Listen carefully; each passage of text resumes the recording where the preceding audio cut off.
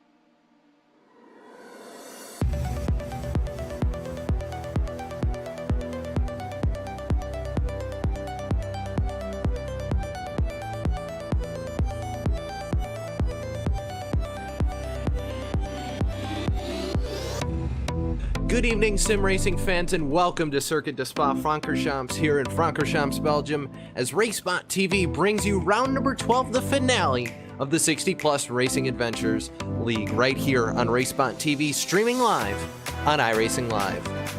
Hello, my name is Cisco Scaramouza, alongside Mr. Jack Stiles, and down the production trailer, our race director, Paul Smith, getting the picture that you can see to you. And Jack, we're already heading straight to championship standing, but right before then, thoughts? Circuit of Spa-Francorchamps, we just came here last week, and we're once again back here, and I think you and I are both thinking draft action going to be on the table. We always seem to end up with the draft circuits on the broadcast of this series, but good evening, ladies and gentlemen. We saw Spa here last week, where Paul Smith and his fame was screaming after a car got flipped coming through the bus stop chicane, and hopefully we won't see anything like that today, Cisco, but I expect to see a lot of drafting, especially up through the Eau Rouge in that area. Absolutely, and let's take a look at your championship standings right now. And well, Steven Karkner, he has been the man this season and continues 4 wins this season, sits at the top of the points table, and then Jas van der Ven right behind him there. As actually, no, I was looking at the wrong one. How about Mark Robertson? Let's go with that points table. I was looking at season 3. Mark Robertson sits at the top of the points table with 1 win. Then Donald Fitterer sits second, and he's tied with Steven Karkner, who, despite having 6 wins, just hasn't been able to stay up in the points there, Jack. No, he's probably been struggling a bit this season. Obviously, 6 wins to his name. He's got the most out of anyone this season, but just hasn't been able to get maybe good or any other finishes in the points in other races. And I believe only the first race counts for points. Cisco can't quite remember, but it looks as though we're going to have a good fight for the championship stage. Mark, Donald, and Stephen all going to be qualifying in the top 5 for the first race.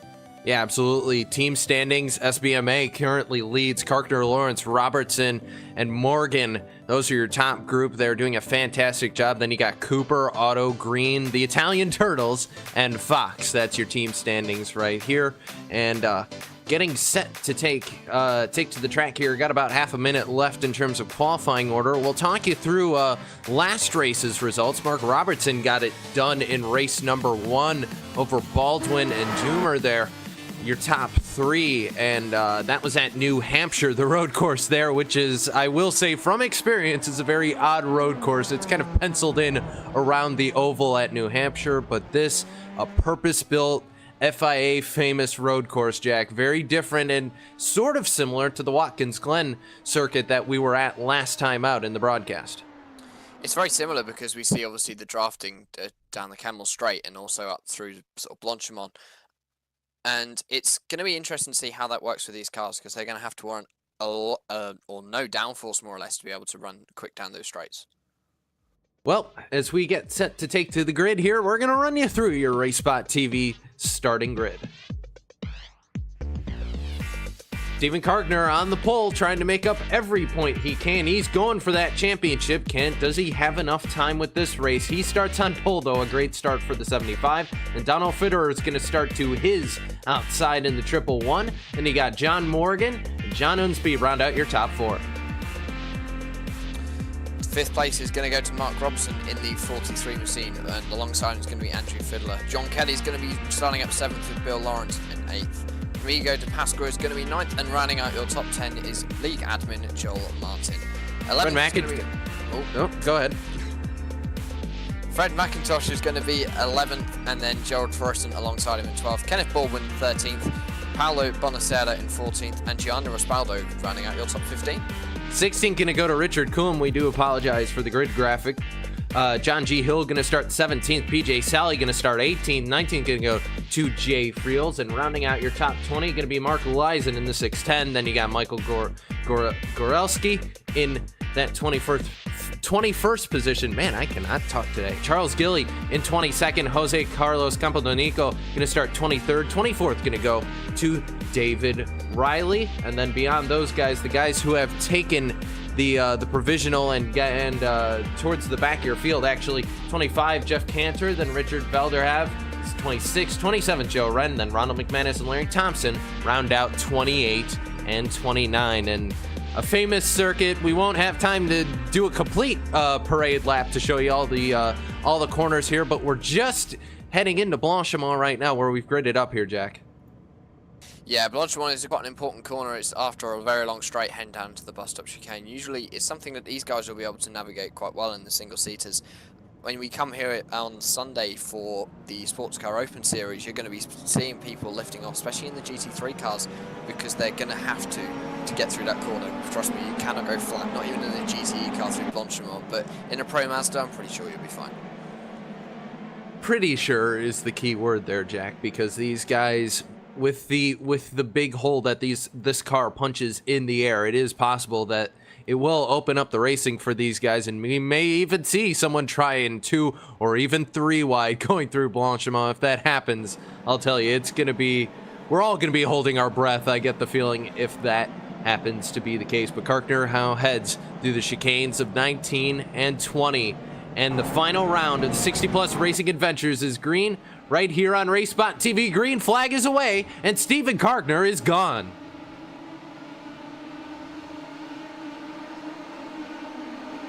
Down into turn number 1 through La Source they go, and it's Kargner single file as they head down the hill through, or heading towards Eau and Radion. And right now, single file through most of your field, Andrew Fiddler alongside John Kelly, but everybody else single files. They head up the hill through Eau and now through Radion.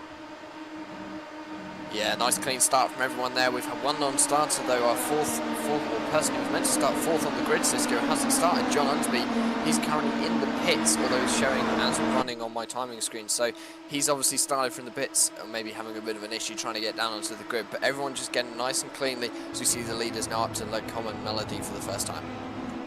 Yeah, and very single file at the front of your field right now, and Kargner pulling away a little bit from Fitterer. Your closer guys kind of in your top 5 are going to be John Morgan and Mark Robertson. Everybody else very spaced out, as you mentioned. Richard Coulomb also kind of close battle around that number 12 car, but everybody's single file right now, just find their running groove here as we continue to complete this first lap here as we head down the hill to the left-hander right now.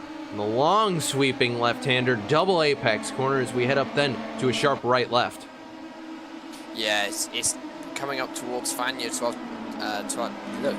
turn number 12 and 13. This is quite a difficult corner.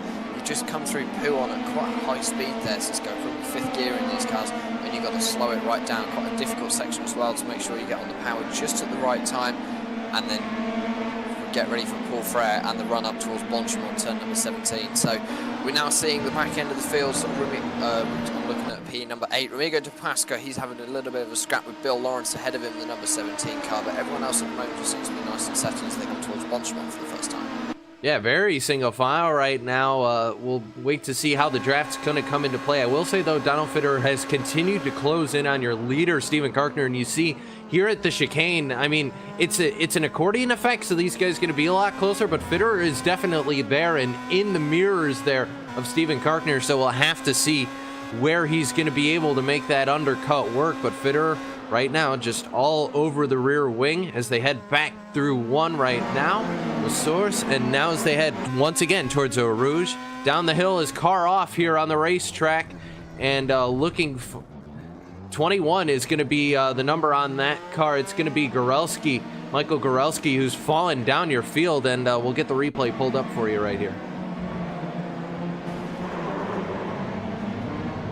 Yeah, it was yeah, just contact from behind for Gorelski there, and everything looked fine through the chicane. He got very loose and was almost holding on to it, as now we shift up towards your lead battle here, and it's right now going to be Karkner trying to pull out a little bit of a gap right here on Donald Fitterer as they head through the right-hander as they head towards No Name right now. And Fitterer doing an excellent job, but your top three starting to accordion together. Yeah, it just looks like we always see this, Cisco. We always get sort of the top five all bunching together, running as a group, usually swapping the lead every half a lap or so, especially at these big draft circuits as they head down towards Poole for the second time. So I'm just running along with John Morgan now, just watching the car of Donald Fitterer in second place, the 111, looking up the inside of Steven Karkner, not going to get it done this time. Maybe is he going to get something down into Fania? Maybe not.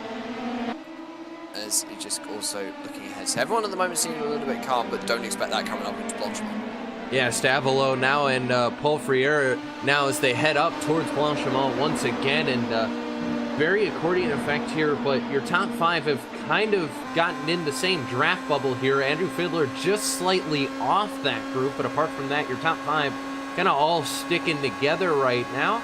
And as we've seen so much in this series here, Jack, there seems to kind of form almost two packs. You see that first pack that we've been watching for the lead is now Fitterer going to look to driver's left. Nothing there going to happen as they come through the final turn of the chicane across the start-finish line once again. Survey says nothing going to be there for Fitterer. He's only got 11 laps in this whole race to be able to make this thing work. It is a long circuit, 4.35 miles, but at the end of the day, just not a lot of racing time for Fitterer to make it happen, and he looked a little bit there, just didn't have the run. No, he didn't, and last time round, Bill Lawrence set a new fastest lap, 1 minute 2 minutes 17.439, but at the moment, as we've just seen them coming up Eau Rouge, Donald Fitterer is right on the tail of Steven Karkner, out through the top and over through Radion. Let's see what he can do this time. They're going to go side by side down the Camel Straight. They're going to be, there's just no draft there for Donald to be able to get it past. He's going to have to do it on the brakes. Yeah, he's going to have to brake late in here. Not going to happen as they head through Lacombe right now. And as they head towards Brussels once again through turns number 10 and 11. 11 no-name corner here, but another possible opportunity if Fitterer can be a little bit brave here, but no, nothing's going to happen as they head through the downhill right-hander and into no-name here. And Pouon coming up here as well. And Fitterer just not able to make those moves happen. He's gotten close, Jack, just hasn't had the preferred line to be able to get the toe out of the corner. No, it just seems like that, and also he just doesn't seem to be that confident on the brakes either. Donald Fitterer obviously just not having the... Maybe Steven Karkner's running a little bit more downforce, which is pushing or putting the... giving Donald Fitterer the straight line speed that he needs to get past, but just not giving him it on the brakes. So I reckon there's a bit of a split in downforce in this Cisco. Yeah, there is, and Fiedler just able to get past by Mark Robertson right there, the 43. It was a very, very almost bonsai move by Fiedler because he went out over the curb there and was able to make it happen, so a good pass nonetheless. And now John Kelly making life harder for Mark Robertson right now as meanwhile the battle for your lead is on, and it's Fitterer closing once again on Steven Karkner, just looking to see where he can make that move as they head towards the chicane once again. Yeah, can't get it done again. He's just going to, a little bit of a challenge from behind from John Morgan. He wants a piece of this Cisco, the 177. Well, very close to the back of Donald Fitterer into the bus stop chicane, but nothing happened there, no contact. We've also seen Andrew Fiddler and Mark Robertson just behind. Actually, Andrew Fiddler's got past Mark Robertson on this lap. Not really sure where that happened. I saw him have a bit of a lunge up into Lecombe, but it just, as I hear on my ears, that number 18 has spun. Jared Fleurisson, let's see what's happened. Yeah, it was Fleurisson, and around he went very quick on the incident there, and he was in a battle with Kenneth Baldwin there. They went into the chicane, and Fleurisson just looks like he got, taking a look at the replay right now, it was a car coming off the curb. It was Kenneth Baldwin, yeah, who came off the curb and got him a little bit there. But meanwhile, back up to your lead once again. It's Fitterer who was able to get past by Stephen Karkner when they went towards Lecombe there and made it happen. Yeah, not really sure where that happened. Probably did it in the draft coming down the Kemmel Straight. Yes, he did. I reckon Donald Fitterer just got a bit of a better run out of Eau Rouge and over the top through Radion. So good pass by him. He's got up into the lead, but he will not stay there for much longer. I don't think Stephen Karkner wants to be on full attack to get that full allocation of points for the championship. Yeah, absolutely, and Fitterer trying to hold Karkner at bay here for the championship. Karkner, of course, comes into tonight third in the point standings. Fitterer is second, so it'd stand to reason if Fitterer can finish in front of Karkner, hey, he'll hold on to second place in the championship, maybe even first, depending on where Mark Robertson is. By the way, Mark Robertson sitting P5 right now, who is your current championship leader, has to hold on to these points here. So doing an excellent job is that driver of the 43, but everybody single file once again as they head towards Blanchimont. Maybe a possible re-overtake attempt by Stephen Karkner. Yeah, he's just going to move to the outside coming up into Blanchimont, although, he's Donald Fitterer going to give him the squeeze. No, he's not. And Stephen Karkner's actually going to run off a little bit wide over the curb. Oh, actually, I think he might have got it done, Cisco, coming down into the bus stop. He's going to be leaving Donald Fitterer out to dry on the outside. And the outside line is not the line that you want to be taken into the bus stop. So Stephen Karkner has actually kept his lead for this lap, and Donald Fitterer has been demoted back to second again. John Morgan, though, is still not that far behind. Actually, this top five is only covered by just over 1 second, 1.3 seconds at the moment. So it's actually very close, this pack of five, so any of these five could be up for winning it. They are Stephen Karkner, Donald Fitterer, John Morgan, Andrew Fiddler, and Mark Robertson.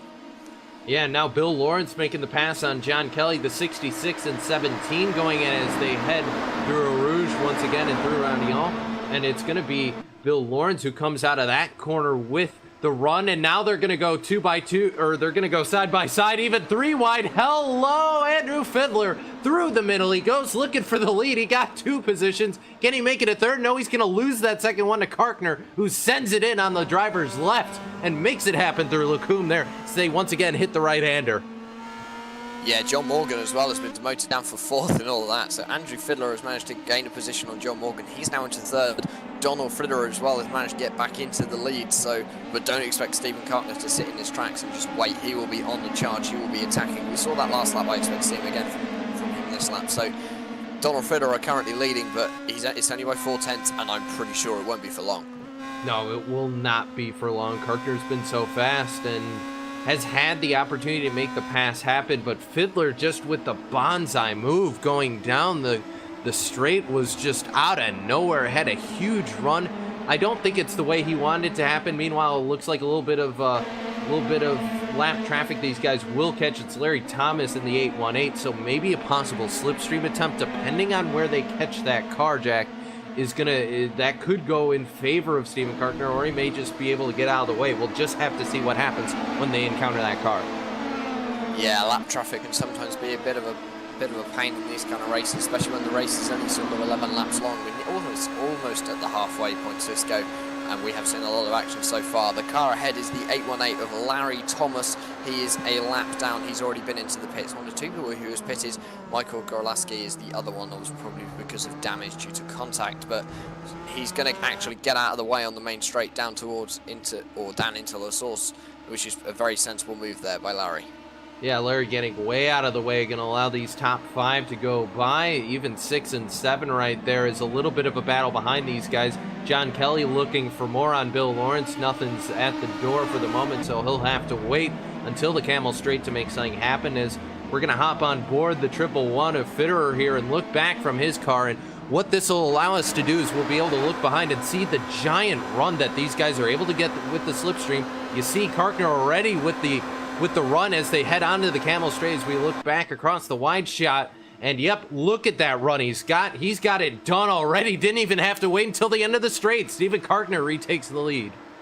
Nice pass there by Steven in the 75 machine to retake the lead. Although Donald Federer will be angry, he will be on a charge, he'll want that back. So just to see these two scrapping it out, and now we've actually got a train of, I'm seeing 8 cars on my screen, Cisco, for this lead, all covered by just over 2.5 seconds. That is going to be brilliant. At the moment, your biggest mover and shaker, the big person who has gained the most positions, is actually... And as Paul, it looks like problems with your leader right now. And Karkner, I don't know what happened to him, but he's gone. Yeah, that car is absolutely destroyed. We're pulling back the replay to figure out what happened to Karkner. And he was in the lead. Next thing you know, I think he fell off the... Yeah, he just fell off the track at no name and just pounded the inside wall. He kept steering left. Yeah, I think his wheel might have locked up or something. No, it can't have done, because if you watch him from the roll bar, he kept steering left, and then as soon as he came into the wall, he steered right. Well, there you have it. I mean, we saw in this series last time, it seemed like whoever the leader was would just run into issues, and it looks like the curse has once again fallen on the track here, Jack, because this happened at Monza, and it's starting to happen again here, too. It is, and that's just unfortunate. But Andrew Fiddler now is going to be challenging for the lead. No, we can't get it down there to the bus stop. Donald Fiddler is going to hold it.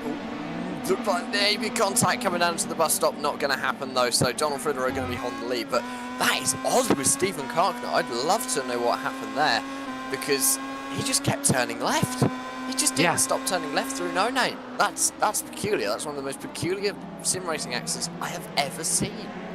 Well, he kept turning left, and he paid for it there. Meanwhile, John Morgan under attack from Mark Robertson in the 43, and trying to get it done on the driver's right as they head towards Eau Rouge once again. Not going to happen, though. He'll fall back in line, and John Morgan will hold on to that position, but Mark Robertson going to have the toe of the draft here, and he'll make it happen going down the Camel Straight once again. Do you see the toe happening here? And also something to note here, Jack, not going to be able to do anything here on the toe is Mark Robertson. He'll fall back into line, but I can't help but think, but with Karkner falling out of this race, that could just seal the championship right now between Robertson and Federer. It could. I mean, obviously, we're looking at the championship standings, and it is close. Steven Karkner is only in 3rd position, and I think if Mark Robertson can beat Donald Federer, he has got this in the bag. I think it's going to be whoever wins this race is going to win the championship. No, I'd absolutely have to agree. This is going to be a case where Robertson right now sitting in 4th. I think if they run 1-2, it'll still favor Robertson, so that's his job at this point. As it looks like problems with the 52 PJ Sally possibly going around here. We'll get a second look at that. He missed. No, he got tagged from behind. It was Richard Coulomb in the 12. Oh, no, he didn't. He just lost it. And Coulomb tagged him behind, and not really... Another odd incident, the car just got loose. Yeah, and Paolo Bonacera as well is now down onto pit lane. What? It's all happening here. Oh, here we go, down into... It was La Source. There was contact between him and I believe that was... I'm not sure. Was that Richard Coulomb, maybe? Well, yeah, it looks like it. Bonacera came over the radio asking Richard what on earth happened. It was going into La Source, and it was Coulomb was on driver's left, and he tried to apex late, just tagged and turned around. Paulo Bonacera now as we head back towards your leaders once again, and everybody calm up there, at least for the moment here. Action breaking out all across the track right now, but looks like Kelly looks like problems for the 66 now. He falls off track and gets loose coming out of the chicane. He went on the brakes into the chicane. Looks like he was fighting with, not sure who that was. He went very deep into the chicane. What happened there? So what it was a battle with DePasqua, and DePasqua just tagged him a little bit. I thought he could save it, but he just locked up the tires, missing the first chicane there. So Kelly goes around, and now it looks like we're losing more and more cars falling out of the race here. But between your leaders here, still a dogfight. John Morgan maybe looking to get past Fiddler here, who's moved up into the second place position here. They're all moving around trying to break the draft now as that battle for P3 continues. Yeah, we're seeing a great battle for the lead here. Also, another thing to notice, John Kelly did have some front wing damage. Looks like his front left-hand side had a little bit of a knock. Didn't really see that contact happen, but it just shows us maybe he was struggling for front end grip as well. But he did get a bit of a tap from Miguel de Pascal in number 4. He's now up to 6th place. John Kelly is down 7th, so he's only really lost 1 position in all of that, Cisco. But we are seeing a great scrap for the lead. We have always in this series, always provides great and exciting racing in these Pro Mazda cars, and something different as well.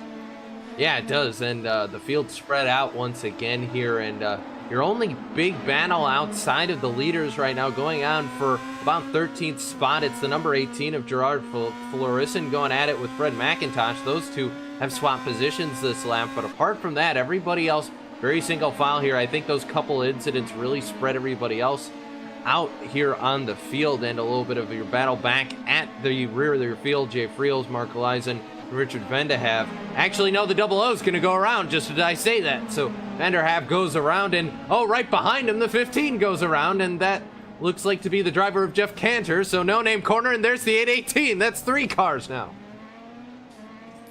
It's no name corner, man.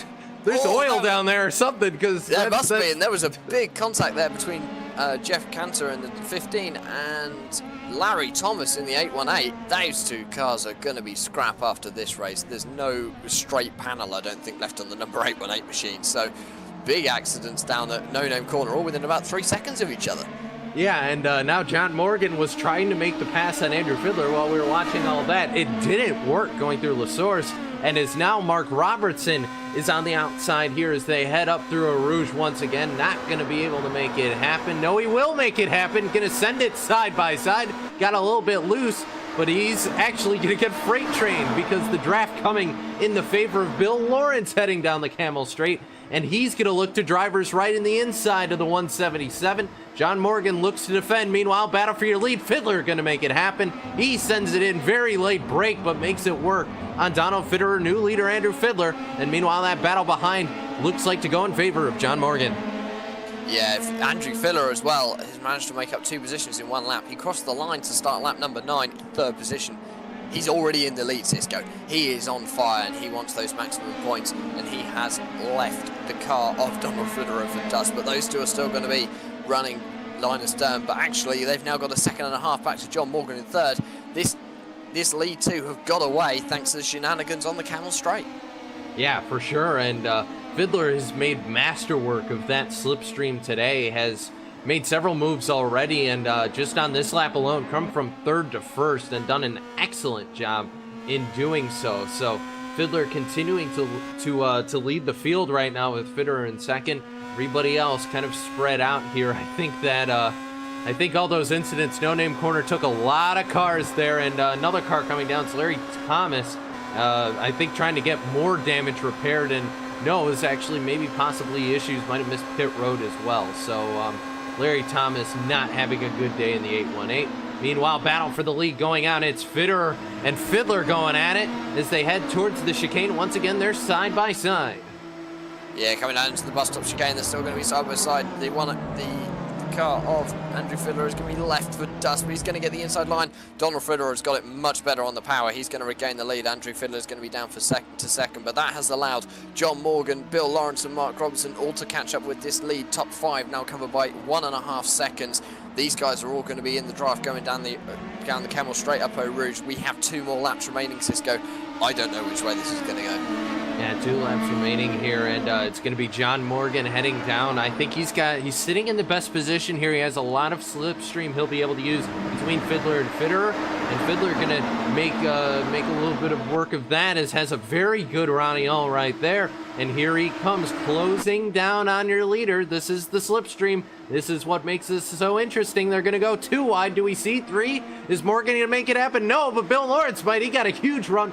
2 by 2 as they head through Lecumbe right here, and it's going to be Fiddler. It's going to hold back. He's going to grab that position back from Donald Fitterer, and Fitterer looking to driver's left. Nothing there. He's looking for any opportunity, running out of time. Yeah, Fiddler has managed to get back into the lead. Bill Lawrence as well up into third. So your current podium, Fiddler, Fritterer and Lawrence. Oh, that's a tongue twister. And these guys, that will not be certain by the end of this race, Cisco. And remember, everyone, that the top 3 in this race are not allowed to race in race 2. So we will have 2 different podiums, meaning we have almost 2 different skill sets being able to fight out for podiums. But at the moment, Donald Fritterer is holding this lead from... No, sorry, Andrew Fiddler is holding this lead from Donald Fritterer. And it's going to be close coming to the end because they've got a chance coming down the Kemmel, but it can all change as well through 16 and heading up towards Blanchimont and into the bus stop chicane for the final time. And meanwhile, Mark Robertson sits in that 5th place position here, and if you get 5th in that first race, I'll double check on the points. He would end up getting a total points of about 21 versus the guy who finishes in first, which right now is going to be Fiddler here. Who gets 35. So if I break out my calculator, that tells me a 14-point difference, and that tells me that Fiddler not going to be able, even if he wins this race, it's not going to be enough points. He needs something to happen to Robertson. Robertson, as he runs right now, he's good to the end. He is, and he will win the championship by 9 points, 260 points to 209. Car stopped on the inside there on the exit of the bus stop. Not sure who that was. Going to do a little bit of investigation. That is Paolo Bonacera. Why is he stopped there? He's got moving again, but that was very random. But he has. I think he wanted to let the leaders go there before they got to La Source or before they got to Rouge. So I think a classy move by Bonacera. Let the leaders race, but we are on the final lap here. Lawrence has one more shot at it if he's going to be able to make this pass happen. He's been all over the back of Fiddler here, and Fiddler's been all over the back bumper of Fitterer here. We're going to have fun with that. But nonetheless, as they head down the Camel Straight for the final time, Lawrence going to make his move to driver's right, and here comes the block by Fitterer. Defensive line as they head through towards Lacombe here, and Fiddler going to send it in on the driver's left. Will he have enough? No, he will not. He's going to run out of time. Fitterer going to hold on to the position now, but is it too late for Fiddler to make one last maneuver? Not sure. If he can keep very close to the back of that car of Donald Fitterer, I think Fiddler might have a chance coming into Blanchimont or into the bus stop chicane. Other than that, I'm not sure how he can get this done, Cisco. We have seen an amazing drive from Andrew Fiddler so far today. He has been up there at the sharp end fighting out, but Donald Fitterer at the moment is just showing why he deserves that win. But also, if you look a bit further back, Bill Lawrence as well, this is all still to play for. We've got half a lap remaining. Yeah, still plenty of racing left to go here. If Robertson does fall to 6th from Remigio de Pasqua, that won't affect his championship. So Robertson just has to make sure he finishes this lap clean, and he is the champion. Meanwhile, Donald Fitterer, continuing to hold on to that top place position, has opened up a little bit of a gap on Andrew Fiddler as they head towards Blanchimont. One final time here, Jack. Yeah, up towards Blanchimont for the final time. These are going to be flat in these Pro Mazda cars, and yeah, Andrew Fiddler's not going to be close enough, I don't think. So Donald Fitterer looks like he has got this win in the bag, or they're saying that Andrew Fiddler is definitely gaining into the bus stop chicane. Is he going to lunge on the brakes? No, he is not. So Donald Fitterer, I think, is going to take this. Yeah, Fitterer, final corner for him, and he's going to make it happen. Donald Fitterer wins the race here from Circuit de Spa-Francorchamps. And your champion, Mark Robertson, going to finish P5. He wins this season's championship here for the 60-plus Racing Adventures. Gets it done. Consistency wins championships. And he had a clean race. He made it work. And Jack, he is your champion.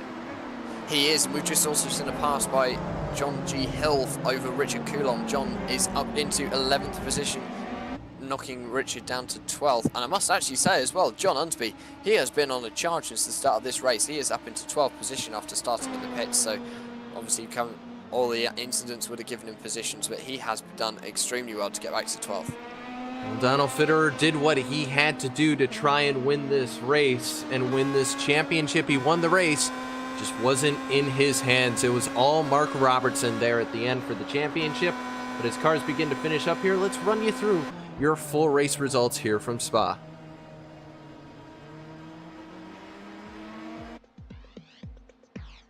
as the 91 spins across the line there. Donald Fitterer going to bring home the victory here. Andrew Fiddler going to finish second. Bill Lawrence going to finish third. Fourth going to go to John Morgan. Mark Robertson rounds out your top 5 with Remigio De Pasqua 6th. 7th going to go to John Kelly. 8th to Kenneth Baldwin. 9th going to go to Gianni Rispaldo. And John Hill rounds out your top 10. 11th is going to go to Richard Coulomb, and 12th to John Unsby. 13th to PJ Sally. Saw him had a few problems in that race, but he managed to bring that car home. 14th is going to go to Joe Wren. He is also your biggest mover in shed gear. He is up 13 positions on where he started. 15th to Frank McIntosh. 16th to Ronald McManus. 17th to Jared Burris. 18th to Jose Carlos Campodonico, and 19th to Charles Jelly. And your top 20 is going to be rounded out by David Riley. Yeah, Mark Leisen actually going to grab that 20th position. David Riley going to be 21st. Jay Friel's going to finish 22nd. 23rd going to go to Richard van der Haaf. Stephen Karkner finishes 24th. Not the run he was looking for to try and jump into this championship fight. He'll fall to 3rd here in your championship points. And then 25th going to go to Michael Goralski there. 26th to Joel Martin. 27th to Paolo Bonacera. 28th going to go to Larry Thomas. 29th going to go to Jeff Cantor here. But we have the opportunity to talk, first of all, to your race winner, Donald Fitterer. So we're going to pull him up here in victory lane with Donald Fitterer, and he gets the job done here from Spa. And Donald, it was a fantastic run for you here at Spa. Talk us through it. We knew going into this race you would have to do everything and hope something would happen to Mark Robertson. Sadly, it didn't go your way, but nonetheless, you still get the victory and did everything you could do to try and get this championship. Well, thanks. I felt like I didn't make very many mistakes, and unfortunately for Steven, his screen went black, so he had to leave, or his car wrecked. That explains a lot, because it was a very odd incident for us watching it, and we were really confused. So, yeah, screen black going out for Karkner, but talk about your race. I mean, you know, you were able to swap it out there with Fiddler for a very long time through the second half of your race, and it was just a fantastic battle for us to watch up there. And a lot of slipstream was involved in that one. Oh, absolutely. And I want to hats off to Andrew for making sure we had plenty of room and no net code and no contact. That really made the race enjoyable for me and hopefully everyone else. Well, before we let you go, we'll give you the opportunity, sponsor shout-outs, and anyone you want to say hello to as well, since this is the season-ending race. The second place point standings for you. I guess before we get to that, second place in the points championship, you end a tie with Stephen Karkner, but still second place overall for you. Before we get to sponsors, talk about that. It's been a heck of a season for you. I've done pretty well. The one race that I did poorly was the oval, and I think that's just experience. I don't race those very often. But boy, what a great group here, and just fantastic. I can't tell you how much I enjoy racing with these guys. And even though we're older, I think we race hard and do a pretty good job. What do you think? Yeah, it was a heck of a race there at the end, Donald. Sponsor shout-outs. Now get a chance. Anyone you want to say hello to for a fantastic season for you? Well, I'd like to thank Bodner. I use their wheel. It really helps. And Heskevold pedals. I think that makes a difference in my ability to race, or at least enjoy racing more. And to you guys, thanks very much for broadcasting this. My relatives really enjoy watching it. Cheers. Well, that's Donald Fitterer. Finishes first here. Did everything he could do, just not quite the way he wanted it to end. But Donald, congrats, and we'll see you around iRacing, my friend. Merry Christmas, guys. Cheers. And that's your race winner here. I'm going to pass the mic down to Andy Fiddler, who's caught up with Mr. Jack Stiles down on pit road. He surely has. And Andy, you finished second today. We saw you up at the front. You were having a fantastic battle with Donald towards the latter half of that race. Just go through what it's like for you guys. Just what, especially coming up through Eau Rouge and down the Camel Straight. Well, I think, like I've said before, what I don't want to do, I don't want to take anybody out. So I try and, if I'm going to make a pass, I try and make sure I can make it stick.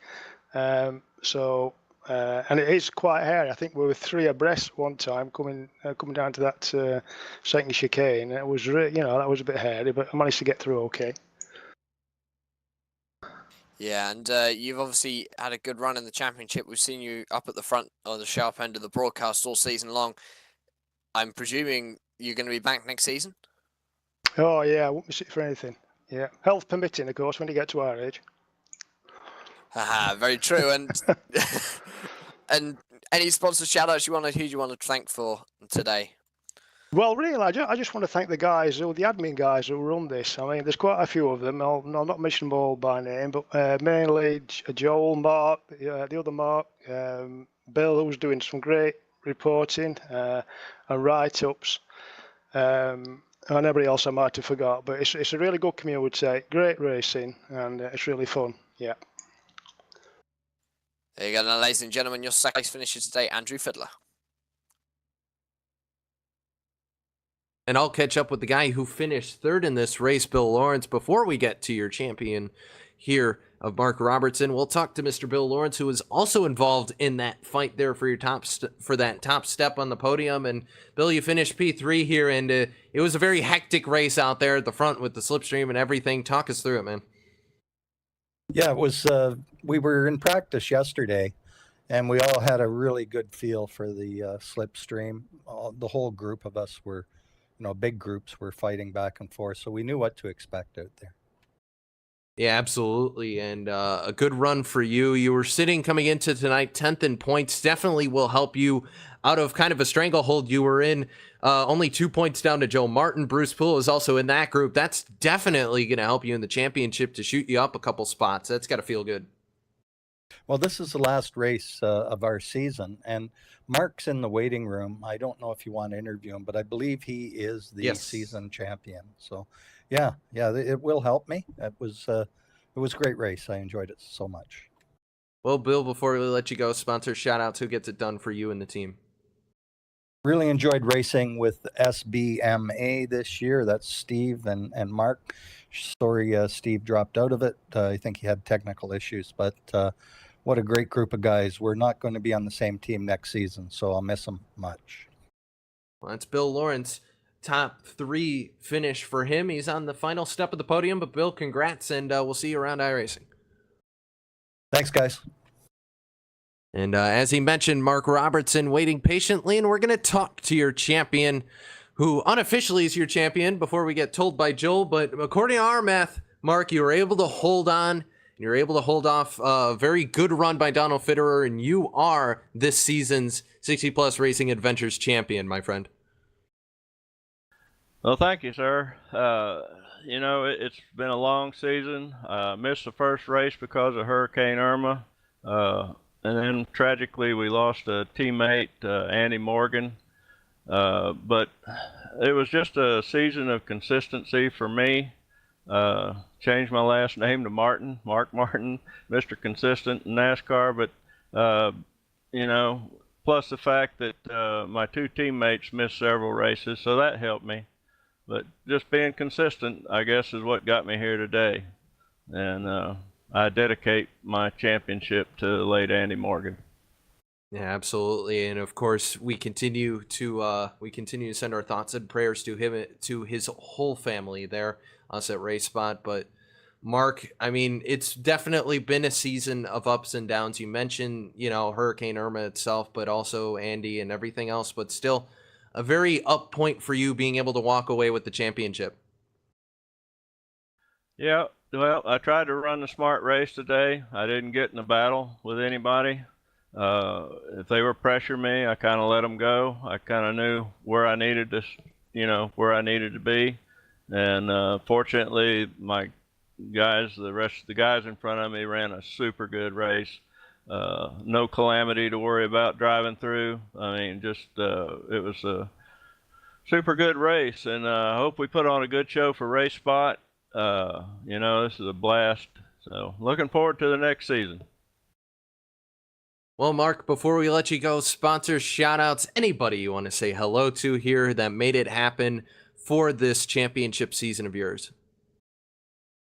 Oh, well, just my family. That's all the support I really get. And, the support of my teammates and the support of the league. Shout out to Mark Leeson, Joel Martin, John Colomb, Bill Lawrence. They all contribute greatly to this league, and it's a thankless job, but we greatly appreciate it. It's a great league to be a part of. That's Mark Robertson, champion here for the 60 Plus Racing Adventures. And Mark, congratulations, and we'll see you soon. Thank you, guys. That'll do it here for race number 1 for the 60 Plus Racing Adventures. But oh no, we are not done yet. Still got plenty of racing action still to come down the pipeline. We're going to do the proverbial back the production trailer out of the track, turn around and do a 20-point turn, and then drive it right back in the track because we got more racing action for you here. Race number 2 of the 60 Plus Racing Adventures, round number 12 at Spa, coming up next here on RaceSpotTV. Don't touch that dial.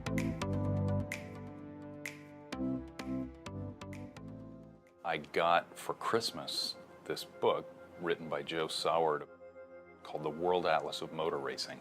It's basically a coffee table book that's just got every circuit on planet Earth, along with history of each circuit, you know, organized by where they are, what countries, and so on. And it's just fabulous reading. But I remember reading about this circuit, the Nürburgring, which I didn't really know much about even back then. I think we were working on the original IndyCar racing.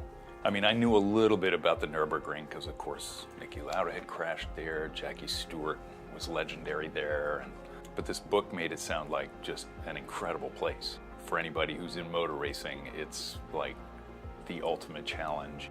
It's basically still a throwback to the way circuits were back in the 20s, which is very long, super challenging, extremely unsafe. But I remember that, I mean, for most of the circuits, they had track maps, kind of get a sense, oh, this is what this track looks like, and they'd have photos and whatever. The Nürburgring, there was no track map because it was too long. They just talked about different sections of the track and the fluid plots, you know, where the cars caught air and Foxtrot and, you know, all these famous spots. I just thought, geez, I gotta learn more about this track. And wouldn't that be a cool thing to be able to drive this in a sim?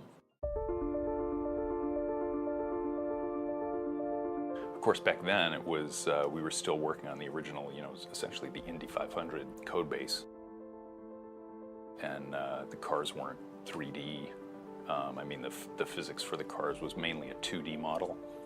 And the Nürburgring has tons of elevation change and, you know, all kinds of camber changes and banking and what have you. And plus, it seemed incredibly daunting. I mean, it's one thing to build an oval or even a short road circuit, but, you know, a 14-mile track with mountains and villages and everything else to go through. It just seemed like, yeah, well, maybe someday.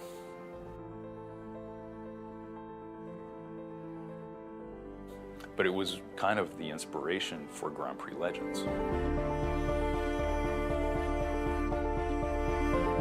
Because in that book there was not only the Nürburgring, but they talked about Monza, of course, and, you know, all these classic Grand Prix circuits from the 60s, and it really was a different era. You know, when they raced at Spa, Spa used to be out into the countryside between the farmhouses. There was like some high-speed sweeper, you know, going right through a village, you know, with basically hay bales protecting everybody. I think 3 tracks really that are still around that are from kind of the 20s and before. Indianapolis is the oldest, built in 1911. Monza and the Nürburgring, which was built between the wars, basically as a public works project to help put people to work after World War I. And really prior to the 20s, they used to just race on open roads in between towns. The Nürburgring was sort of still built when that was the way circuits were done. It was like this challenging, you know, take your car up and over a mountain and through the woods. But it's still very dangerous. I mean, it's windy and narrow and hundreds of blind corners that you absolutely have to know, you know, where is the road going when I can see it again. It takes a while to learn. It's sort of like learning about 5 circuits. It's quite a challenge.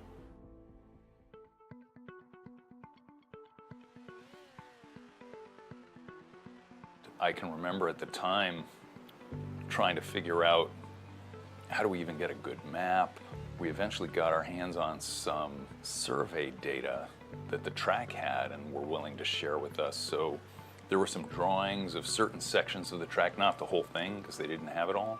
Aerial photos a little bit, and then just a lot of video and photographs. And the geometry, I think, just itself was about 6 months, if I recall. And, you know, building all the objects and trees and everything took a pretty long time. But even back then, we weren't building nearly as many objects as actually exist around the track. I mean, it was sort of like, well, you know, this is a little village, so we'll put these buildings. We've got some pictures, and we know there's this building and that building and this billboard. I mean, now each track is a significant piece of work. It's a whole team taking tens of thousands of photographs and laser scanning the entire track, and then also talking with people who really know the track, the drivers who drive it all the time. You know, where are all the reference points that they use, and make sure, you know, they're always telling us, make sure to put this in, you got to have this piece of tree, you got to have this piece of paint. And then getting this right, because this falls away in the exit, you can't see where your exit is. So you kind of have to get all of those reference points right to get to know where the exit is. You know, so now it's a very different process. What you capture with the laser scanning is the expertise of the road builders. I mean, the guys who went and graded that circuit and built all the, you know, the road grades and banking and everything, they know how to build roads. And it's not a trivial exercise. When you're out there driving around, you realize, oh, everything is banked just right. There's nothing artificial about it. You know, in the old days when we were making video game tracks ourselves, we don't have expertise in building roads or grading the entry to a corner or what have you. It really is pretty incredible to be making these sims in this industry that has changed so much just in 25 years. I mean, back when I first was thinking, oh, we should build the ring, there wasn't enough memory to do it, you couldn't render it, wouldn't have been fast enough. I mean, the graphics, we go back and look at those old games and it's just like, it's laughable. I mean, how did anybody even think that this was fun? But to be able to just continually, you know, raise the bar the way that we can in this industry, and you know, now you go out there on the ring and it's as though you are there, especially if you have a 3-screen setup. I mean, you'd be at the ring. It looks like the ring, it will almost feel like the ring. I remember once having a dream when I was doing Indy 500. I had a dream about a flight simulator where the graphics was just incredible. It looked like real graphics, and I just thought, oh geez, you know, we're way behind. It's like, how are we gonna do that kind of graphics? And then I woke up and I was like, whew, I don't have to do that. But the funny thing is, now the graphics that we see today are far better, I'm sure, than what I sort of envisioned as being, oh, that would be the most amazing thing that you could do. I mean, now it's like real life. You look at it, and I mean, really, if you don't look really closely, you can't tell. It's really cool. And I mean, we keep being able to do more and more and more stuff. So hopefully it'll just get that much better.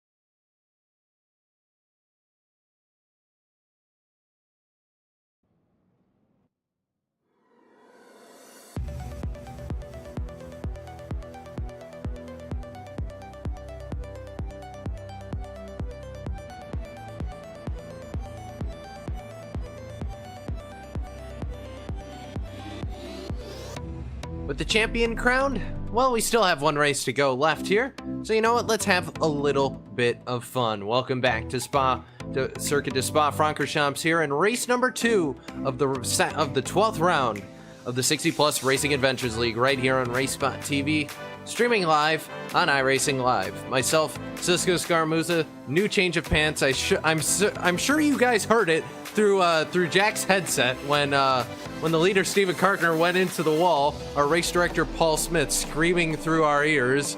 It wasn't that scary, but it was terrifying for us. So we had to get new headsets. We had to drive over to Best Buy really quick, get some new headsets. So you know how it is. Nonetheless, Cisco Scarmuzza, alongside Jack Stiles, still trying to compose ourselves after that. But Jack, race number 2 here, still points on the lines, and still got one more race to go here. These guys, they want to end on a high note. We do, and Paul's still got a chance to redeem himself after his screaming moment earlier, and yeah, that frightened me and Cisco, and I think we're going to see very similar racing in the second race as well. So let's just see what they can do. Obviously, we have got some quick guys in this race. John Morgan is going to be one to watch. He started from pit lane in the last race, and I think he's going to be up the front of this one. Yeah, absolutely. And 60 Plus Racing Adventures is a sim racing series for seasoned and serious drivers. 60 and over, that's why it's called 60 Plus. The goal, they want to have first-class competition with car control mastery and a mutual respect for others. To run the Pro Mazda, they ran 2 ovals. I missaid at the beginning of the broadcast that they ran the road course at New Hampshire last week. That's not what they did. They ran the oval at New Hampshire, which I can tell you that in an open wheel car at New Hampshire is a lot of fun, because we've seen the NASCAR Whelen Modified Tour run that track several years in a row. That's basically their big ticket race, and it's always a lot of fun to watch the open wheels take to the New Hampshire Motor Speedway. We didn't get a chance to. We picked it up here at Circuit de Spa-Francorchamps as these guys continue through qualifying here. About 7 minutes left in that, so it gives us time to talk a little bit about the series as a whole here, Jack. And I mentioned talking to our series champion, Mark Robertson, that this has been kind of an up and down season for the series. As we take a look at Steven Karkner right now, who kind of came into tonight third in your points championship. He was tied for that. It's not going to go his way with Donald Fitterer getting the win, but it's been an up and down season for this series. We mentioned, the tragic loss of Andy Morgan, one of the staple drivers of this series. We lost him earlier on in the season. Of course, the hurricanes that affected some of the driver counts for several weeks at the beginning of this series. But then we've had some upsides. Mark Robertson being able to, pull this championship out through consistency, as well as Steven Karkner, who's gone on an impressive streak of 6 different wins here, Jack. Yeah, and also another thing that I just want to bring to the viewers' attention is something that was brought to my attention, that Mark Lyson, the guy who actually runs the series now, his house burnt down about 5 weeks ago, and he's already back up and running with a new house and a new sim rig. And it's great to see him here and being able to get back on his feet so fast. And Mark, I hold my hands up to you. I don't think I could do that. You've got more courage than I have, so good on you, buddy. Nice to see you out here running in this last round of the series. But I think the biggest thing that's happened all season is the loss of Andy Morgan. And I mean, everyone at RaceSpot was devastated when we found out, and he was such a big loss to not only the sim racing community, but as well to the UK national rallying community. And he will always be missed by everyone in iRacing and also in the rallying community. So our thoughts, as always, go out to Andy Morgan's family, and as well for everyone who just decides to turn up week on week and show what a great series this is. Yeah, absolutely. And qualifying continue to roll on here. About 5 minutes left to go, Jack, and as we continue to look back on the season, I mentioned it earlier, but Steven Karkner, he was the guy who last season made the championship happen. We've watched him make a couple laps here, but he, going out here has been so dominant in the past. And to kind of shift gears a little bit, this season has had a really good runs, just hasn't been able to, I think, close it out. I think has really been the issue for Karkner. He's run so quickly, but speed doesn't necessarily equal consistency, and despite being fast, it just hasn't been able to hold on to the same points that his 2 teammates have. Yeah, I think he's maybe just not had the season this season, not had the runs this season that he had last. He was brilliant in season 3 with the broadcast that we had. He was always at the sharp end. He has been again this season, but there's just been so much more competition this season, Cisco, and I think that is why we have seen Mark Robertson take the championship, and it's just that level of competition has been stepped up, and I have a feeling it's going to be stepped up again for next season, and I really hope this is back on RaceSpotTV for another season, because I thoroughly enjoyed this series. It is brilliant to watch, and there's always action. Absolutely, it'll give you and me the opportunity to actually be able to finish each other's sentence instead of just mindlessly cutting each other off all the time. That would probably help. But nonetheless, we're looking at the number 10 right now here, Jack, of Fleurisson, and Fleurisson had a decent race in race number 1. I don't think it was the run that he wanted, you know, obviously being stuck in the second race, but showing some speed, running P5 right now, not bad. Yeah, I think he's P5 at the moment in quali. He's around 1.1 seconds off the whole time of John Unsby. And another thing about Spa is being 1.1 seconds off the pace at somewhere, let's say Silverstone, just off the top of my head, that you'd be near the back or halfway down the field. Whereas if you were all around here, you can be 1.1 seconds off the pace and still be in the top 3. Because this is such a long track, and aero is such a big thing, you can be 3-4 seconds off the pace and still be in the top 10. It's such a weird racetrack to get your head around, Cisco. I mean, I had this problem at Spa-24 this year, is I was 4 seconds off the pace of the quick guys in top split, yet we still finished mid-pack. And it's that racetrack, sometimes this racetrack does play with your head. Yes, but you're only 4 seconds off. I'm like 20 seconds off. So, I mean, you know, to me, you know, we got stages here. Jack, you're a much better driver than me. You can actually, like, know how the car is going to handle and everything. I just sit up here and yell at things. Yeah, there is that, but I can't set one up for Toffee. I have people on my team specifically for setting cars up. You can set... That is an expression.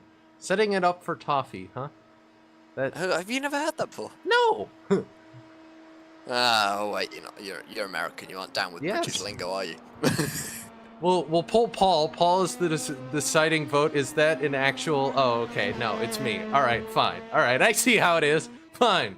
But nonetheless, 2 minutes left to go in qualifying. We are rambling a little bit here because we came back a little bit early. Paul managed to be able to turn the production truck all the way around in about 3/4 of the time it usually takes Hugo to do. So, you know, world championship, and he just can't get the production truck turned around at the right time as we're watching PJ Sally take laps right here and getting back on the bandwagon of actually talking about the racetrack.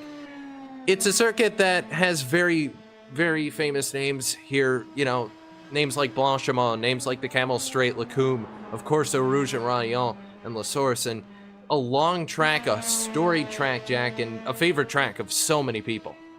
I love this circuit. It's so fun to drive around, and doing 24-hour, even 6-hour races around this place is so enjoyable because it's a long lap and it's just so fun, especially in cars which have got downforce and also cars which don't have downforce. It's such an enjoyable track. It's always a favourite with the drivers, and anyone who I speak to, if you say, oh, we're doing an endurance race at Spa and it's going to be 24 hours, everyone just instantly sticks their hands up and go, yes, I want to do this. So it's one of these places that it's always a hit with drivers, and it's got so much history. Obviously, it never looked like this. If you go back far enough, it used to go round, I think, 2 towns. So it's one of those circuits which has changed drastically over time. Yeah, I will tell you, the last time I was out here, I loaded into the session to hop into my Ford GT, and I found it flipped over on top of the barriers outside of Eau Rouge. That's just how things go sometimes. But nonetheless, qualifying beginning to wrap up here, so we'll run you through your full field order here. Stephen Carter, well, he's rebounded, sitting on the pole once again. That's 2 poles today for the driver of the 75. John Unsby going to start second. John Morgan going to start number 3. Paulo Bonacera going to start 4th. John Hill going to start 5th. Gerard Fleurisson is going to start 6th. 7th going to go to John Kelly. 8th to Remigio De Pasqua. 9th going to go to Richard Coulomb. Joe Wren runs out your top 10. 11th is going to go to the 645 machine and Fred McIntosh, and alongside him is going to be the Italian driver Gianni Rospaldo. 13th is going to be Ronald McManus, and 14th PJ Sally. On row number 8, it's going to be Jeff Cantor and Jay Friels, and then Mark Lyson and Jose Carlos Campodonico behind him. Charles Gilly is going to be in 19th. David Riley is going to round out your top 20. Yeah, and then 3 guys who will not be racing is Fitter, Lawrence, and Fiddler. Those guys just sitting in the stands for this one. And then behind those guys, Mark Robertson can actually race this because he did not finish in the top 3. So he can take the grid here. Not sure if he's going to. Then you got Joe Martin and Michael Gorelski rounds out your field here. And I'm curious to see if Mark's going to actually race this. He can. But it doesn't look like he's going to hop on the grid. So I think Mark's going to take his championship and head out for the evening, which I don't blame him. That's, you know, he might be able to just go out there and have a walk-off race, but I think for him, take the championship, go and celebrate with the family. Yeah, I think you'll find the alcohol will be flowing thick and thin in 43 pit, so I don't think you'll find Mark Robertson starting the second race. So it's going to be interesting to see the start between Stephen Cartner, John Ansby, and John Morgan. These guys are always quick and always provide good racing. Absolutely, just waiting on the pace car to head out here, the rough RT12R. Yes, I have been saying that right. Rough RT12R pace car here. It looks like a Porsche, but I guarantee you it's not a Porsche. Yes, we're rambling again. But yes, it's been a long day nonetheless, and the good lucks have funds have been set over chat, and now we wait for the steward to pull away in the pace car here and begin the parade lap, or half a parade lap as it is. As we mentioned, we're kind of right around Blanchimont right now where we set up these cars. We don't do the full parade lap because, to be honest, that would be a 4.5 mile pace lap at 20 miles an hour. No one wants to watch that. So, well, we begin to roll away here. Jack, final thoughts before we go green? I think we're going to see some good racing. Alrighty. That's I was hoping for a bit more there, but anything else? I could say more if you want. I mean, the top 4 is always going to be. We've got quick guys at the front. They're always guys who or race each other respectfully. If you watch this series a week or whenever we broadcast it on RaceSpot, you know these guys' names because we are constantly saying them, and you get sick of them sometimes. Okay. Well, in that case, Stephen Cartner with a huge lead here. It's Unsby trying to get alongside him, and it's going to be on the loud pedal for Stephen Cartner. Race number 2 underway here from Spa. Green flag is in the air. We're away as everybody single file right now. It was side-by-side for a moment, but as soon as they had the opportunity, everybody goes single file as they all head up towards La Source right now. Single file, your first side-by-side. It's the 78. Ronald McManus got very checked up on the inside, but apart from that, everybody else single file here and sorting themselves out as they head up through Eau Rouge now. We've had Richard Coulomb round as well in the number 13. He just looks as though he's got too far out on the outside coming through from the source, and he is round. He is already down at the back of the field in 22nd position. And Mark Robertson has not taken the start of this race. He has decided to sit it out and celebrate his championship. So everyone apart from Richard Coulomb is off to a clean start. And looking a bit further up into your field, we're going to see 2 wide coming into the Lacombe complex for the first time, but nothing going to happen. Everything going to be nice and gentle. Although saying that, Paolo Bonacera has managed to make his way up into 3rd position. Yeah, Bonacera, a great pass, was heading down the Camel Straight, was able to get the pass done. We saw a little bit of incident there in La Source, but apart from that, everybody else has been pretty much clean and green here. And Unsby, Bonacera, and Morgan all now single file, but we'll begin to see them according together. You kind of see a train starting. It's kind of getting finished off by Remigio de Pasqua. Then you got in front of him Florisson, Hill, Kelly, Morgan, Bonacera all together, and then those top 2 have broken away a little bit, but as they begin to fight, it'll continue to roll away here and get a little bit more hectic. But early on here, everybody looks pretty clean here. I think the biggest thing we have to watch out for, Jack, is turn number 11, No Name Corner, because we saw it was either oil down there or something, but it was Calamity Corner for sure. No Name is almost like it's got ice on. I mean, at the moment it's November, so it's winter in Belgium, so I wouldn't be surprised at the moment looking at the temperatures of where I am. I'm not too far from Belgium in the UK, and it's been pretty cold recently. So looking back towards the lead, we're going to be seeing almost side-by-side coming down into the chicane. John Unsby is just not going to be able to get it done, so Stephen Cartner's going to hold the lead for the first lap, but I would not expect them or expected to be this way for that long. And one also, Cisco, is Stephen Cartner looked like he went very early, and if you overtake the pace car before the green flag, you get a stop-go penalty. I don't see him heading for pit road. I think he's good. I think he might be okay, but it just looked like one of those starts where it didn't seem certain. You do think to yourself, oh, is that going to be a stop-go penalty or not? I mean, I have had stop-go penalties for that before. As we look down the field to P number 7, Jared Ferguson is going to be on the tail. He looks like actually Remigo de Pasqua got through. He must have done that before Rouge, Cisco. Yeah, did an excellent job, and now they'll try and bake the draft. Meanwhile, battle for the lead. Unspe was looking to driver's left. Nothing there, though. He took a move. That slipstream definitely has an effect. Meanwhile, de Pasqua, as he mentioned in that battle before, looked to driver's right. Nothing there, though. And Fleurisson going to be able to hold on to that position for the moment. It's all behind John Hill and his mirror. Now de Pasqua going to go off the track a little bit. Hello, Fred McIntosh. Thank you very much. I'll have that position. No, not quite. He got in a little bit in the dirt, and no, he will hold on to it, but this ain't over yet. Ren now. Yeah, Ren looks like he's going to make a challenge through no name, just not going to be able to get it done. So action up and down your field. We're looking at 10th position at the moment. Usually, Cisco, we're looking at the top 5, and at the moment we're looking at the whole field, because it looks as though, yep, the top 10 are currently covered by 8 seconds. So these guys are running very close all to each other, and Stephen Cartner at the moment is doing an excellent job to hold this lead, but Remigo de Pasqua is having a few problems, although saying that looks like Fred McIntosh has ran wide coming through Fania and down in towards Paul Fryer, the double right-hander. He's got up onto the hump. He's going to be out in the gravel. Where's he going to go? Not sure, because I can't see at the moment. He's going to hold off Remigo de Pasqua for now, but on the run up to Blanchimont, Pasqua is going to have the draft. Yes, he will. Will they go too wide through Blanchimont? We'll just have to see. He has the opportunity, and yes, I do believe he will. So side by side, and they'll be able to hold on to it here as McIntosh goes off circuit again. He's going to get boxed out, and a little bit of contact there. Remigio de Pasqua side by side into the corner. McIntosh gives up the position as we see another car turned around. It's Fleurisson. Out of nowhere, spun around in the chicane all by himself. Yeah, not the that Gerald Fleurisson was looking for. He's made a couple of mistakes, and it just looks as though he got up onto these big evil red sausage dog curbs, as I like to call them. And yeah, that just spit this car around. You have no grip for that. Oh, we got a car around coming through La Source. I think that might be Remigo de Pasqua. No, that's Joe Wren in the 006.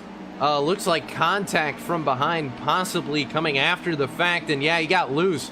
Right in front of Gianni Rispaldo there. Nowhere for Rispaldo in the 48 to go. And a huge T-bone there. And that's not going to help either of their days as the battle for the lead continues. But it was very short-lived there. Unspe tried to make it work with a deep break. Nothing happened, though. There's also a battle behind those guys, Bonacera and Morgan, going at it. And that's actually going to be a battle that continued for a moment because Morgan tried to make it happen, didn't work, and now John Kelly going to try and take advantage of the off of John Morgan kind of going offline to try and pass Paulo Bonacera. Yeah, I think this is going to be an interesting battle to watch here. John Kelly is really going to be laying on the pressure on John Morgan, and these guys always run close, always run well, so let's just see what they do coming through P1 for the 3rd time. The lead at the moment, Stephen Cartner actually has just run away with this. He's got a bit of a gap over John Unspe in 2nd. That's not something I'd expect to see, especially at a drafting circuit like this. Maybe John Unspe is just running a little bit of a higher downforce setup, can't get the speed on the straights he needs, so Stephen Cartner at the moment just pulling away. Yeah, and you got to see a couple different looks there on the replay of all the calamity that was happening at the beginning of this lap, but everything's sorted out right now. Your top 4 kind of spread out here, but Bonacera and Morgan still fairly close together here. So going to be a case of if these guys according together, once Unspe gets back to Cartner, I think it was maybe an off the corner there, that kind of cost Unspe a little bit of time as they head into 11 or into 19, 20, and 21 once again. Unspe's there and definitely made up a lot of time on the high braking zones, and I think that's where Unspe's a little bit better here, Jack. I think he's a little bit better with the brake bias and has his car a little bit better hooked up for when he's braking for these corners through La Source once again, and I just think he has a little bit better of a line for braking for these corners. Yeah, I'm not really too sure, and actually I just realised that these cars all run the same setup, Cisco, and the the series. So, but you can still adjust bias, so it's not completely the same. Yes, you can. Oh, we nearly got contact coming up through the top of Eau Rouge. That was very close from the car of John Unsby. Looking a little bit further down your field, looks like Jared Florissen and Ronald McManus are going at it. Actually, how about 3 wide? John Kelly going up through the middle, 3 wide down the Camel Straight as the leaders going side by side in front of them. We got 2 wide, then 3 wide, and there's still going to be 2 wide coming through Lacombe, and wow, this is brilliant racing from these two. John Unsby is actually just going to pull out of that, so John Unsby is going to still be running in second, but he's going to look down on the inside, down into Rivage, and Stephen Cartner's just going to shut the door. John Unsby, was there contact? No, there wasn't. These two are still going at it. Paolo Bonacera and John Morgan as well. Rich in a battle coming through No Name, and actually John Kelly, I'm not really sure what's happened here. Looks like he's dropped back a bit. Yeah, John Kelly's third. No, he's got it because third. Because that 3 wide move we saw down the Camel Straight, he was able to shoot the gap, pick up 2 positions. It was a very, very, very late break. I think he braked in the next postcode versus the rest of those guys. But nonetheless, John Kelly right on the back wing right now. John Unsby now, so Kelly all of a sudden has had that car hooked up and is trying to get past Unsby now as they head towards Blanchimont through Paul Friere right now as they head up towards Blanchimont, I should say. Yeah, John Kelly is on fire at the moment. Fastest lap at the moment is going to go to John Morgan at 2:17.1. So not the fastest person out on track is John Kelly, but he is definitely the one making the biggest moves. He's up 4 positions, not the biggest mover and shaker so far. There goes to PJ Sully and Michael Gorowski, but that's probably due to retirements for Michael, as we see a little bit of 2 wide coming down to the bus stop. Kelly's not going to get it done. The 2 leaders are going to block the inside. Kelly's going to go for the outside. Is he? Oh, hang on. Watch him. He's going to be very close to the back of John Unsby coming out to the bus stop chicane down into La Source for the 5th time, but nothing going to happen. Stephen Cartner still leading this race by just under a second, but let's have a little bit further back, because actually looks like Paolo Bonacera just managed to mess up the Source. He's gone wide. So has John Kelly, but Paolo Bonacera, I think, is just going to hold his position. Yeah, he's going to be able to hold on to it. Swipes back across John Morgan here, and it's slipstream time for the top 3 because Unsby is, well, he's not in DRS range because these cars don't have DRS, but this is about just as good as DRS. Unsby on the loud pedal here. Here comes the gap. Look at the gap close. There's so much time that you make up on the Camel Straight. We'll look to drivers left. Meanwhile, P5, Morgan and Bonacera going at it. Morgan says, thank you very much. I'll take that. And meanwhile, your top 3 in front of those guys have all of a sudden moved in next to each other because that gap, all those gaps have closed up. I think Karkaner's a little bit better on corner exit. Those slow corners and with the draft, Unsby's keep in touch, but he's got to worry because John Kelly is right there looking for a spot to get by. Yeah, and also Ramigo de Pasqua has managed to get his way around John Hill and into the mix for this before 6th position comes Fred McIntosh. He is getting onto the back of these guys. He's only about a second back at the moment from John Hill, but John Hill is going to be challenging Ramigo all the way to the end of this race. He wants the maximum points he can take, but at the moment this lead battle is brilliant. John Morgan managing to get his way up into 4th, but look at this, John Kelly and John Unsby, they are going nose to tail coming through Fania and down into Paul Fryer, and let's just see what John might be able to do coming up on the run into Blanchimont. Probably not much, because I wouldn't actually say the straight is long enough, even though it's not really a straight. Yeah, John Kelly, his cornering strategy, at least from my eyes, has been brave. I don't know if he has the brake bias set up so he can brake later or whatever the case may be, but he's had a fair amount of just very good late braking maneuvers a la Brandon Lay out of the F1 championship about a week ago or so. But nonetheless, John Kelly looking for that opportunity to get back by that car in front of him, and he'll get there. See what I mean? It's that late break. He's able to close up so much of the gap, but the problem is he loses all the time. He loses all the time on corner exit, so that's the drawback there. Meanwhile, we've got side by side. Yeah, we got side by side between John Hill and Ramigo de Pasqua. They went side by side through the bus stop chicane. Ramigo's actually managed to get the place back, but down into La Source to see if anything else happens. John Hill's trying to go for the outside line, probably not a good line through La Source, I must say. So Ramigo de Pasqua is actually going to hold 6th position, but those two had it very close through the bus stop.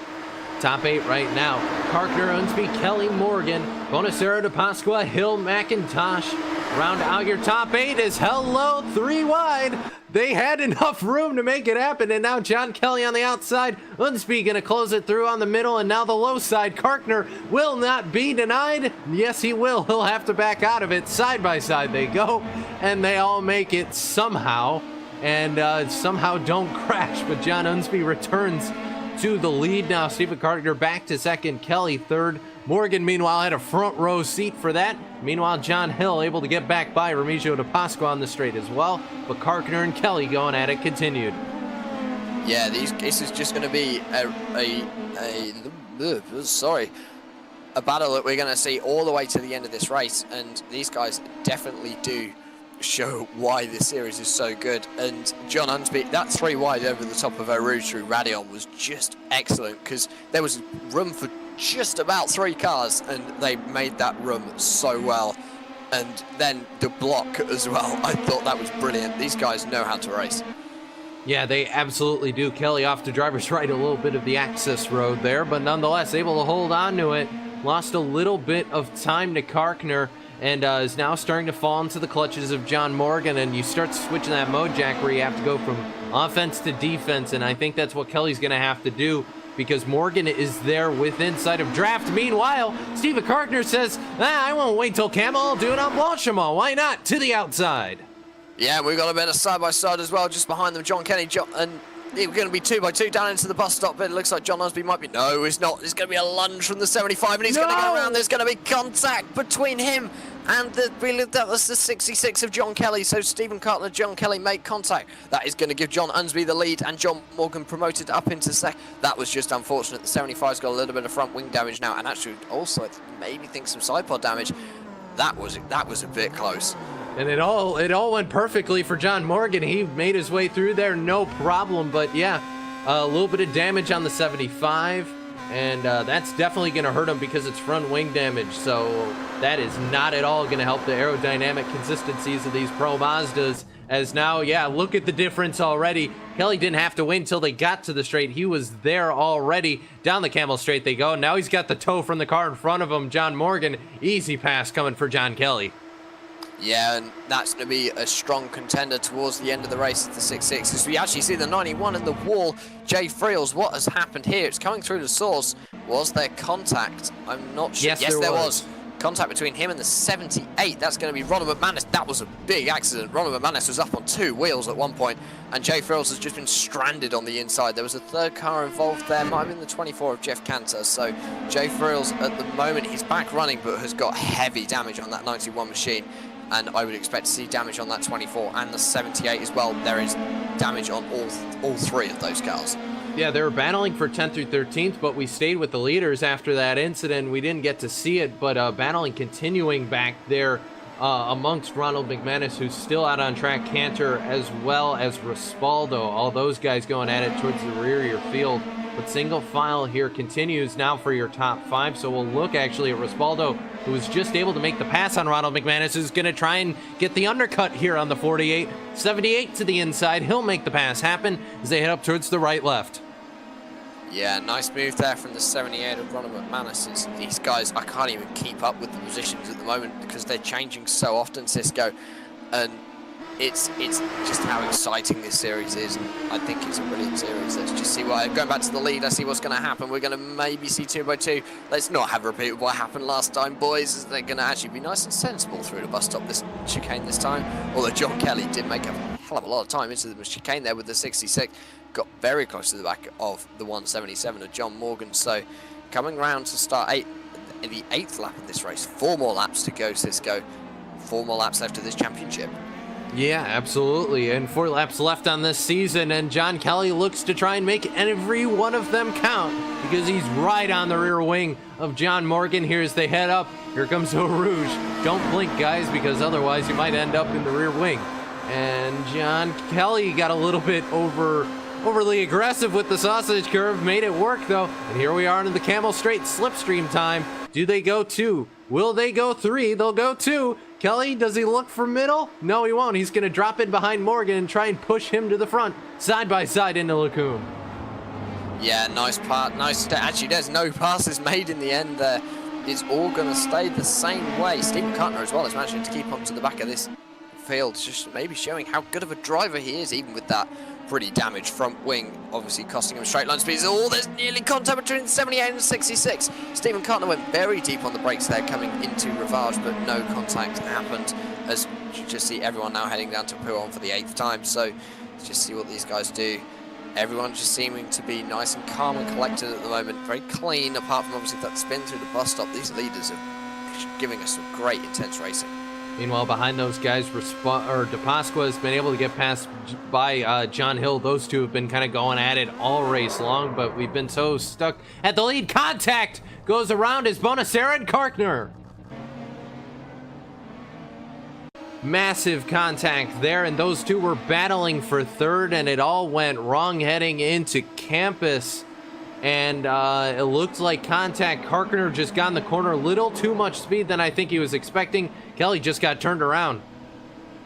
Yeah, as Kelly's race over, he's got far too much damage for him to carry on. But actually, I saw that coming into Rivage on that same lap, Cisco. Stephen Karkner went very deep on the brakes, and he did the same thing coming into Fania, and he just went too deep this time and collected the 66. Stephen Cutner is still running, and actually he's running in 4th at the moment. Paolo Bonacera managed to get through that relatively unscathed, managed to get 3rd. So looking a little bit further down in your field between Remigo de Pasqua, John Hill and Fred McIntosh. You see what these guys can do. Fred McIntosh is actually trying to go around the outside on the exit of the bus stop. Not going to make that work. So let's see what happens over the line. Fred McIntosh and John Hill, they're going to be side by side down into La Source.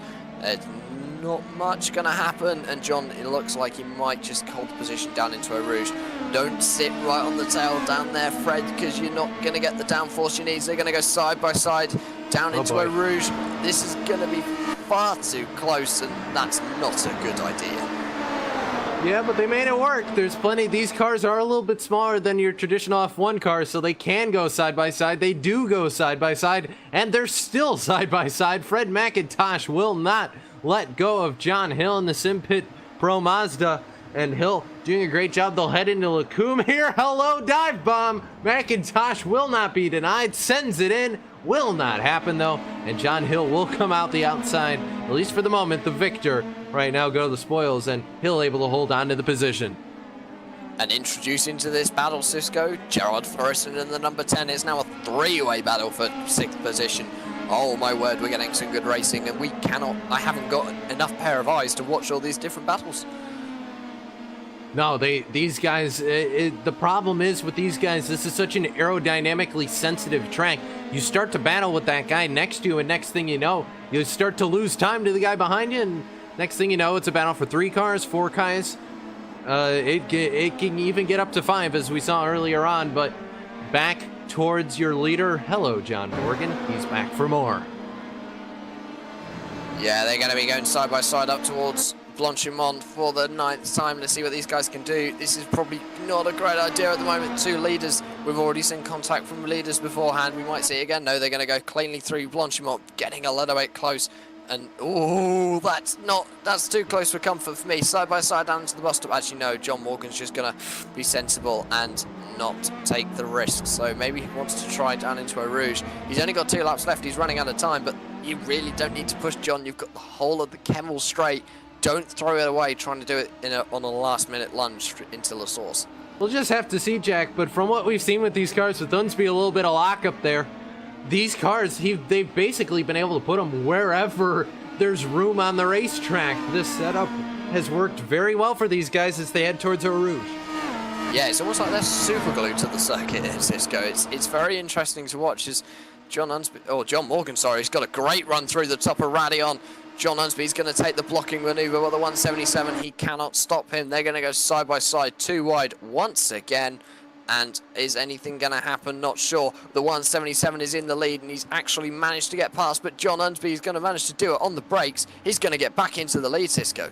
Yeah, Unsby able to hold on right now. John Morgan falls a little bit, and we'll lose a little bit of time to John Unsby, and Unsby grabs that position back, and the battle continues for those guys. It also continues for the Fleurisson, McIntosh, and Hill show, because these guys have been going at it. Fleurisson lost a little bit of time through Lacombe. But from that, Hill looks to the inside as they head towards, yep, he's gonna make it happen here, the right-hander. As they head towards No Name once again, Hill will make it happen. McIntosh curb. Hello, Fleurisson. He goes by 2. Yeah, Fleurisson, good move by then, just benefiting from Fred McIntosh's slight mistake. Again, it's just so many battles throughout the field. We're looking a little bit further down. Richard Coulomb and it looks as though Mark Lyson as well are having a bit of a scrap, but going back to the lead, these guys are going to be nose to tail once again. John Unsby, John Morgan. Oh no, car around. It's Joe Martin. Over he goes. Barrel rolling down the hill at Spa-Francorchamps. Around goes the 27. It was a miss at No Name. He got a little bit of the curb. Car got loose into the barriers, and he got drop kicked by, that was the car of Ronald McManus. Joe Martin goes for a heck of a ride. Yeah, just give me a little bit of a flashback to our Pro Master Championship broadcast last week. With it's actually going back to the lead. John Unsby and John Morgan are side by side. The 61, the 177 down into the bus stop. What's going to happen? Oh, there's going to be a late lunge. No contact, and John Morgan's just going to have to settle for second. But he's straight back onto the tail of John Unsby. And what's going to happen here, Cisco? I'm not sure I want to watch because these guys have been going far too close. White flag in the air. John Morgan's got a couple more tries at John Unsby here. I think maybe that could have been the thinking behind the helmet of the number 177. When is that last opportunity to make a move, and when can I make that move and make sure it's the final one and he doesn't get a run back? Here we go through Eau Rouge, through Rayon, and here we go. John Morgan, last shot on the Camel Straight. Yeah, they're going to go side by side once again. Let's see what they can do. The 61 trying to shut the door, but realizing that John Morgan is alongside. John Morgan is showing on My Time is Great as in the lead. John Unsby is going to do it late on the brakes once again.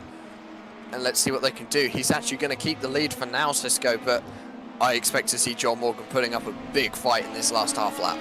John Unsby continues to lead. He's held on to it. Meanwhile, battle for third, but we'll leave that for now. We're keeping an eye on the leaders. John Morgan has every opportunity left on this racetrack, but he's only got less than a lap to go as they head out of No Name corner towards campus here.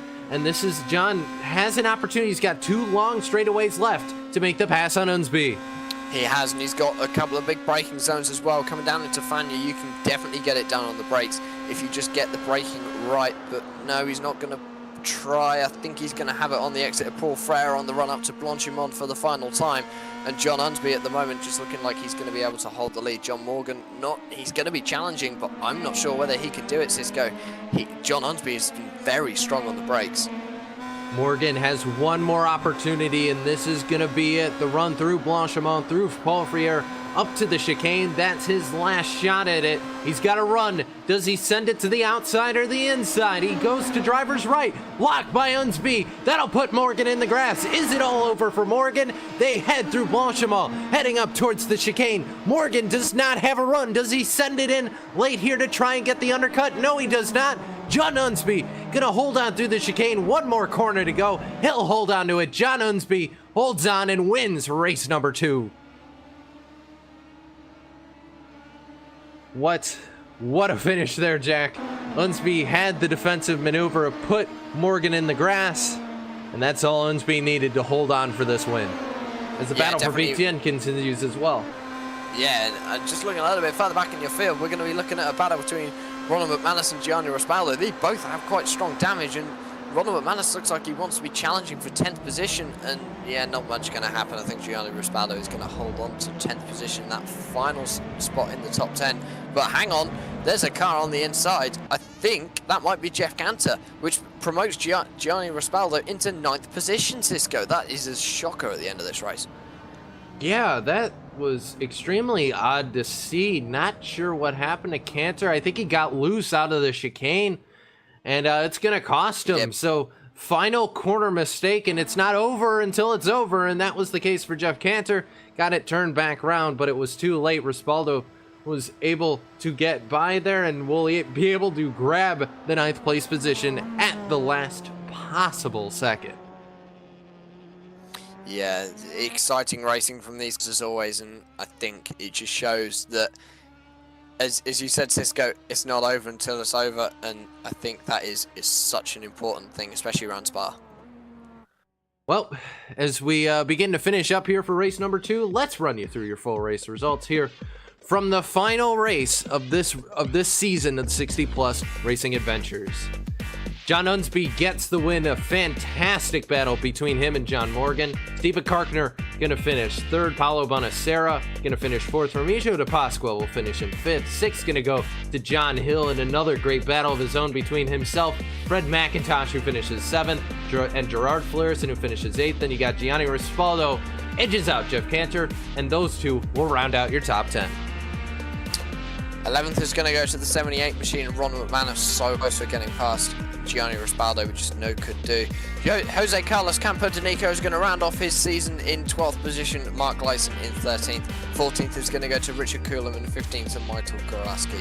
And then your non-finishers are going to be Jay Friels, PJ Sally, Joel Martin, Charles Gilly, John Kelly, and Joe Wren, and then your non-starters. Yeah, David Riley looks like he's going to round out the rest of the field. The DNS for him, and then DNS for the rest of your field here.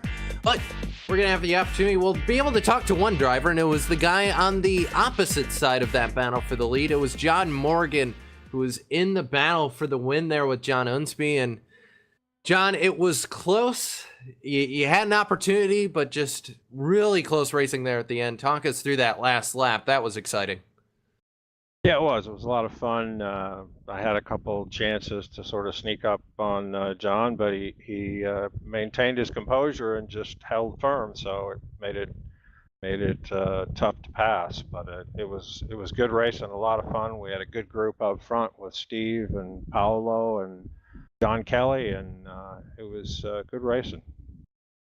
Absolutely, and this will be the last time this season for you guys on track, but sum up your season. We talked a bit about it during the break about, the highs and lows of the season for you. It's definitely been a tough season, but at the end of the day, to come out P2, definitely a good thing. Yeah, it was a good way to end the season. I had a good race in the first race and finished fourth, and then finished second here. It's like any race season, even in real life. You have those ups and downs, but this is such a great group to race with, and Joel and Mark and Bill. There's a lot of guys that contribute to this, so we've got a good group here, and it's a lot of fun. Well, I'll give you the opportunity to give any sponsor shout outs, anyone you want to say hello to out there and anyone who makes it happen for you this season.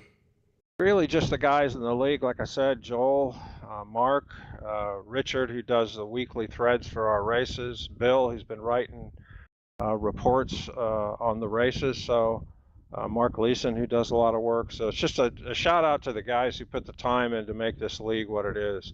Those are the guys that deserve thanks.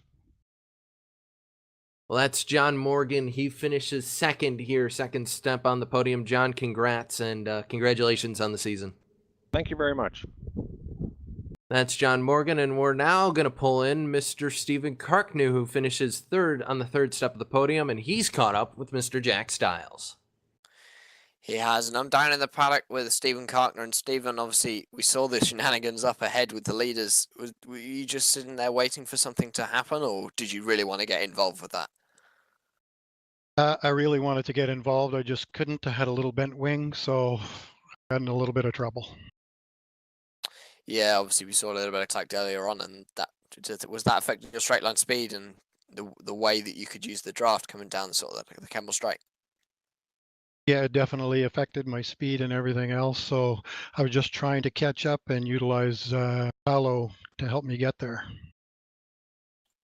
And obviously, just a bit of reflection on this season. It's obviously been a bit of an eventful one. You were the season 3 champion, if I remember rightly. Obviously, not being able to take the honours this year or this season. So, look, what are you going to take out of this season into next one, so 2018? Well, I missed 4 of the races this year, and I won 6. So I'm going to take a positive from the 6 wins I had, go into next year. And any shout-outs you want to give to? Who do you want to thank? I'm sure everybody's thanked our entire administration staff here. I'd just like to thank all the racers for a great season and look forward to the next one. So then, ladies and gentlemen, that is Stephen Cartner, your third place finisher today at the final race of the 2017 Season 4 60 Plus Racing Adventures by T-Cisco. And that's going to do it. Doesn't look like John Unsby's going to make it down. Too busy celebrating, I guess, for Mr. John Unsby, who gets the final win here in race number 2 of round number 12. The final round of the 60 Plus Racing Adventures season for us. And, well, that means we have to start packing up here at Circuit de Spa-Francorchamps. But, Jack, final thoughts on the season here before we head out for the evening. I just want to say it's been great racing by everyone, and it's been a pleasure to broadcast it as it was in Season 3. And even if me and Cisco end up finishing each other's sentences and cutting over each other for half the broadcast, I think it just provides some exciting racing for viewers.